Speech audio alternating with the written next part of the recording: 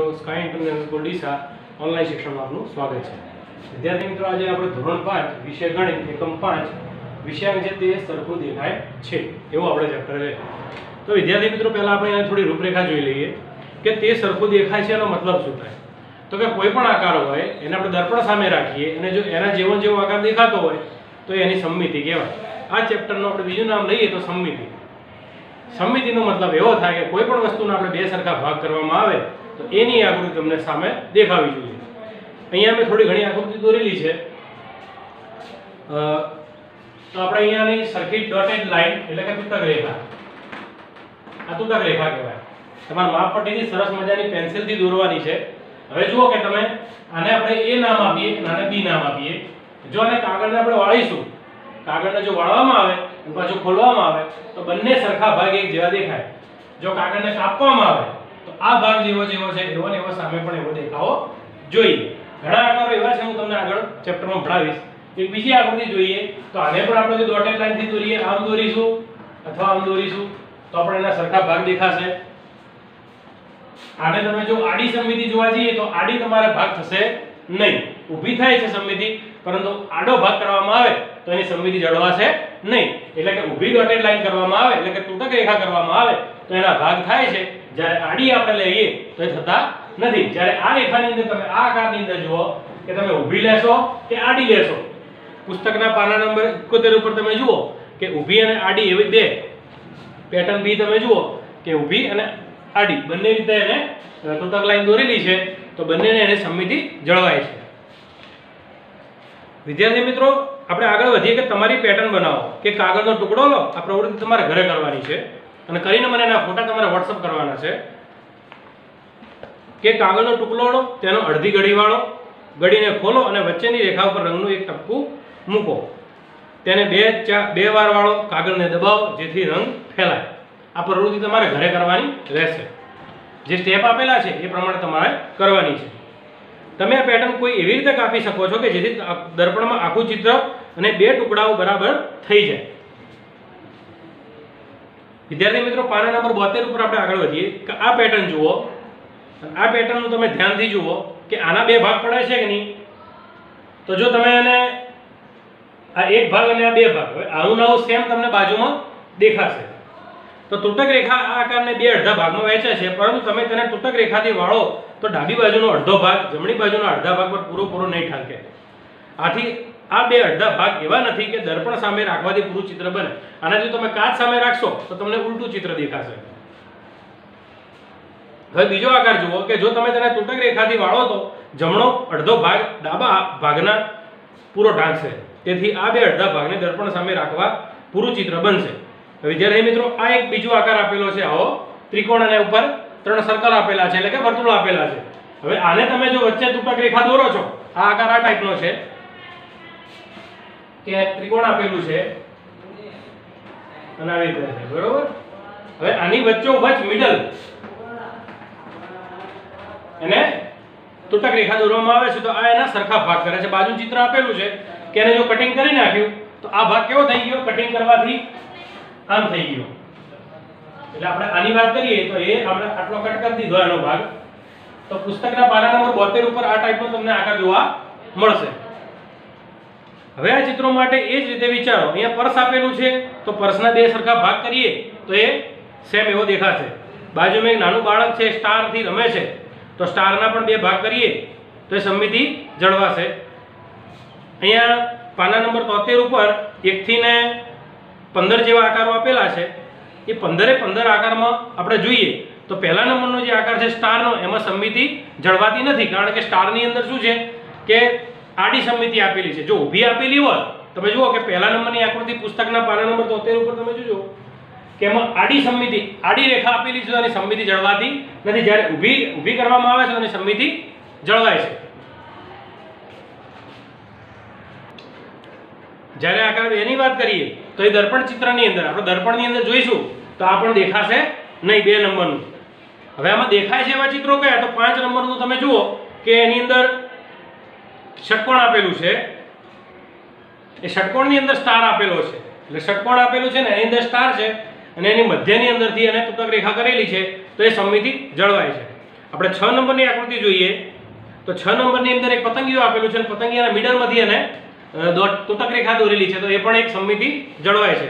એના પછી 7 નંબરનું જોઈએ તો 7 નંબરના ચિત્રમાં પણ મધ્યમાંથી એને કરેલું છે. જો આડી કરેલી હોય પુસ્તકની અંદર, જો આડી કરેલી હોય તૂટક રેખા, તો એની સમમિતિ જળવાય નહીં, પરંતુ ઊભી કરેલી છે એની સમમિતિ જળવાય છે.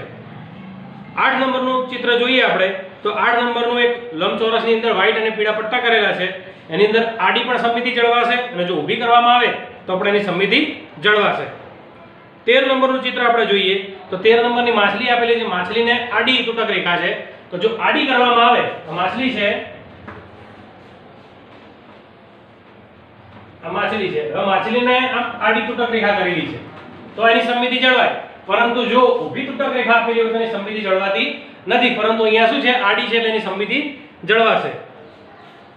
એના પછી 15 નંબરની આપણે આકૃતિ જોઈએ તો 15 નંબરનો એક બોલ આપેલું છે અને એની આ ટાઈપનું છે ચુંબક, પહેલા ગજીયો ચુંબક આવતો એ ટાઈપનું છે આની અંદર, અને અહીંયા આપેલું છે વચ્ચે આઈધા કરેલી છે, તો એ પણ એક સમમિતિ જળવાય છે. પરંતુ જો વિદ્યાર્થી મિત્રોને આડી કરેલી હોય તો એ સમમિતિ જળવાય નહીં. પાના નંબર 74 ઉપર જોઈએ કે દર્પણની રમત.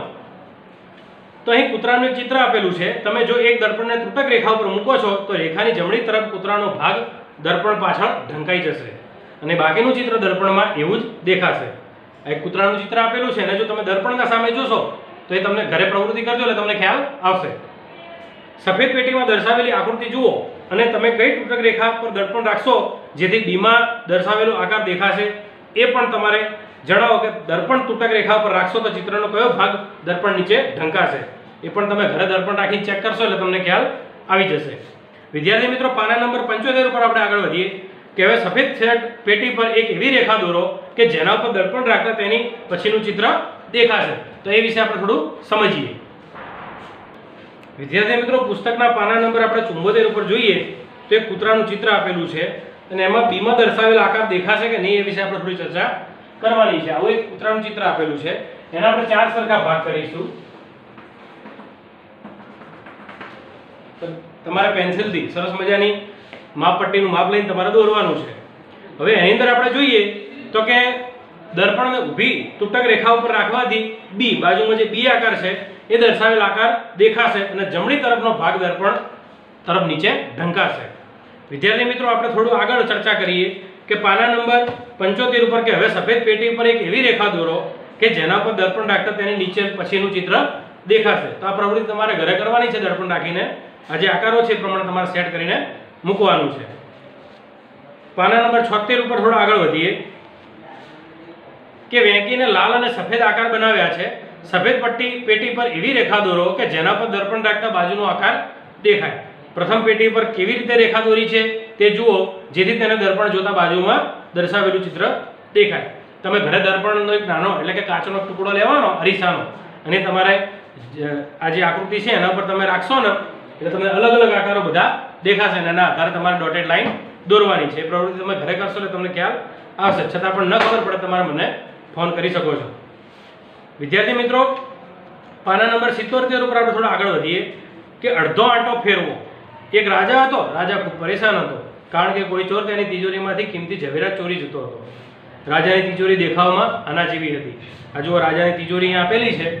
પાના નંબર તમે 77 ઉપર જુઓ.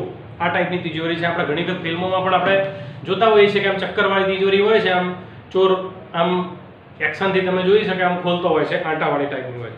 તિજોરીનો હાથો અડધો ફેરવવાથી તિજોરી ખુલે. તિજોરીનું પાછું કેવું છે કે અડધો આંટો ફેરવે તો એ ખુલે. હાથને ફરીથી અડધો ફેરવવાથી તિજોરી બંધ થાય. પાછો હાથને ફરીથી પાછો ફેરવો તો એ બંધ થઈ જાય. આપણા ઘરે તિજોરી હોય છે ને આમ ચક્કરવાળી એ ટાઈપનો. રાજા ઘણીવાર તિજોરીને બંધ સમજી ખુલ્લી રાખતો હતો. તમે તેના કારણનું અનુમાન કરી શકો છો.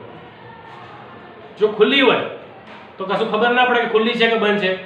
જેમ ચક્કરથી આપણે જોઈએ તો એટલે ચક્કરમાં ખ્યાલ આવે નહીં. જ્યારે અમે આપણે આગળ પાછળ કરીએ ત્યારે ખબર પડે કે ખુલ્લી છે કે બંધ છે.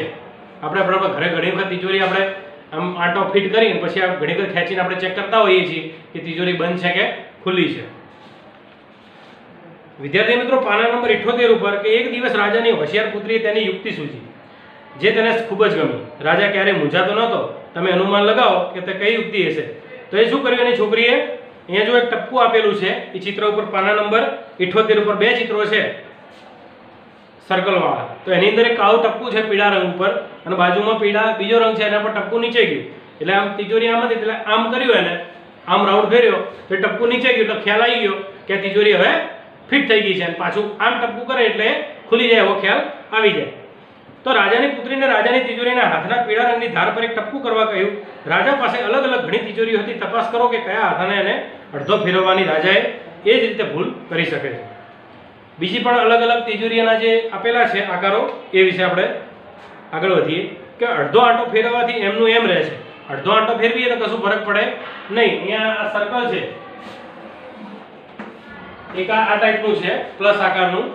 હવે આની અંદર આપણે આમ કરીએ કે આમ કરીએ કશું ખ્યાલ આવે નહીં, કંઈક આકાર અલગ હોય તો આપણને કંઈક ખ્યાલ આવે. થોડા આકારો અલગ આવે છે, એના વિશે આપણે થોડી ચર્ચા આગળ કરીશું. જો હવે એક ચોરસ આપેલું છે,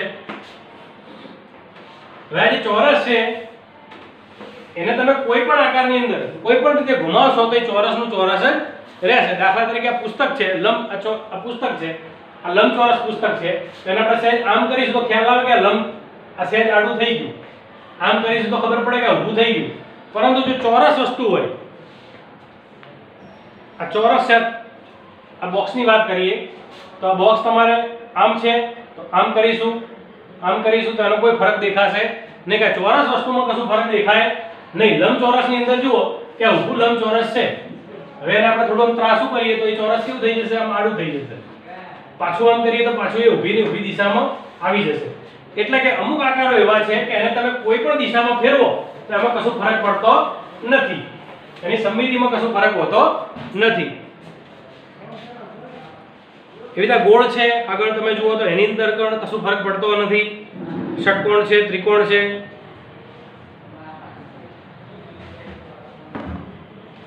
હવે પાના નંબર 79 ઉપર જોઈએ કે તે બતાવવું તમારા માટે અઘરું છે. જો હા તો તમારું અનુમાન ચકાસવાનો એક રસ્તો છે. તમે તેને કેવી રીતે કરી શકો છો તે આપેલ છે. કોઈ પણ એક આકાર લો અને એક કાગળ ઉપર તેને અંકિત કરી લો કે હવે તે આકારને અંકિત રેખા ઉપર રાખી તેને અડધો આંટો ફેરવવાનો છે. વિદ્યાર્થી, અહીંયા મહાવરો આપેલો છે કે અંગ્રેજી મૂળાક્ષરો એવા કયા અક્ષરો છે કે જેનો આપણે અડધો આંટો ફેરવવાથી મૂળ અક્ષર જેવા દેખાય. તો એ વિશે થોડી આપણે ચર્ચા કરીશું. વિદ્યાર્થી મિત્રો, અહીંયા પાના નંબર 79 પર થોડા આગળ વધીએ કે અંગ્રેજી મૂળાક્ષરોમાં એવા કયા અક્ષરો છે કે જેને આપણે અડધો આંટો ફેરવવાથી મૂળ અક્ષરો દેખાશે. તો વિદ્યાર્થી મિત્રો, અહીંયા મેં થોડા અક્ષર લખેલા છે કે h છે, તો h ને આપણે ઊંધો કરીશું તો આપણે h નો h જ રહેશે. i છે તો i ને પણ આપણે ઊંધો એટલે કે અડધો આંટો, તમે કાચની અંદર જોશો ને તો h એવો ને એવો જ દેખાશે. i છે, તમારે કાચનો સહારો લેવા દર્પણમાં તમને એવું ને એવું દેખાય તો સમજી લેવાનું કે એની સમમિતિ જળવાય છે. જો દર્પણમાં ન દેખાય, કંઈક અલગ દેખાય તો સમજી લો કે સમમિતિ જળવાતી નથી. o છે, n છે, s છે અને x છે અને z છે. અને તમે દર્પણની અંદર જુઓ તો તમને કંઈ ફરક દેખાય નહીં. દાખલા કે t છે તો t ને તમે દર્પણમાં જોશો તો એ તમને આ રીતે દેખાશે, ઊંધો t દેખાશે. બરોબર. કાગળની અંદર પણ તમે આયધામ લખી અને તમારે ચેક કરી લેવાનું. આયધામ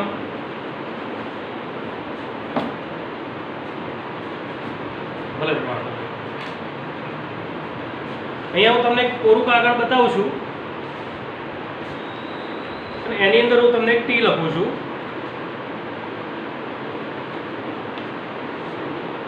આ ટી છે, ટી એને આપણે ઊંધો કરીશું તો કેવો થઈ જશે, આપણે અડધો આંટો ફર્યા. જ્યારે હવે ઊની વાત કરીએ તો આ ઓ સીધો છે, આપણે ઊંધો કરીએ તો કંઈ ફરક દેખાતો નથી. એચ સીધો છે તો એક આખો અડધો આંટો એટલે એચ, કંઈ ફરક દેખાયો તમને? તો આવી રીતે તમારે ચેક કરી શકો તમે. પછી એસ છે તો એસ સીધો છે, તમે ઊંધો કરશો તો પણ એસ જ દેખાશે, એમાં કોઈ ડિફરન્સ તમને દેખાશે નહીં. એમ છે તો ડબલ્યુ થઈ ગયો, તો આની પણ સમમિતિ જળવાતી નથી. પી ની વાત કરીએ તો આ પી તમારે સીધો દેખાય છે, તમે એક આંટો અડધો આંટો એટલે આમ, તો આ સમમિતિ જળવાશે નહીં. તો હવે ઘણા બધા ઉદાહરણો છે. આ અક્ષરો જે છે h, i, o, n, s, x અને z, આ અક્ષરો સિવાયના કોઈ પણ અક્ષર તમે લેશો બીજા તો એની સમમિતિ જળવાશે નહીં. અમુક સમમિતિ એવી હોય છે કે તમે ઊભી ડોટેડ લાઈન દોરો તો જળવાય, પરંતુ આડીમાં ડોટેડ લાઈન જળવાય નહીં. દાખલા તરીકે એની વાત કરીએ તો એમાં તમારે ઊભી દોરશો તો તમને સમમિતિ જળવાય, જ્યારે આડીમાં જળવાય નહીં. એવી રીતે આની પણ વાત છે કે તમે ઊભી કરવા કરશો ડોટેડ લાઈન તો એ સમમિતિ જળવાશે, પરંતુ આડી જળવાશે નહીં. આવા ઘણા બધા એવા ઉદાહરણો છે. હવે નીચે દર્શાવેલા અંગ્રેજી શબ્દોને અડધો આંટો ફેરવવાથી એના એક શબ્દો વંચાય છે. આપણે આજે શીખ્યા અડધા આંટાની વાત છે. સમમિતિ વાળા માટે થોડું આગળ શીખી ગયા હતા, તો આ તમારી સમજણ પૂરતું મેં તમને ફરીથી સમજાવ્યું. હવે નીચે દર્શાવેલા અંગ્રેજી શબ્દોને અડધો આંટો ફેરવવાથી એના એક શબ્દો વંચાય છે. હવે આ મૂન છે તો મેં તમને કાગળનું ઉદાહરણ બતાવ્યું તો કાગળમાં તમારે MOW કરી દેવાનું. કાગળ ઊંધું કરશો તો પણ તમને MOW દેખાશે. આપણે ફરીથી એક પ્રવૃત્તિ સમજીએ. આપણે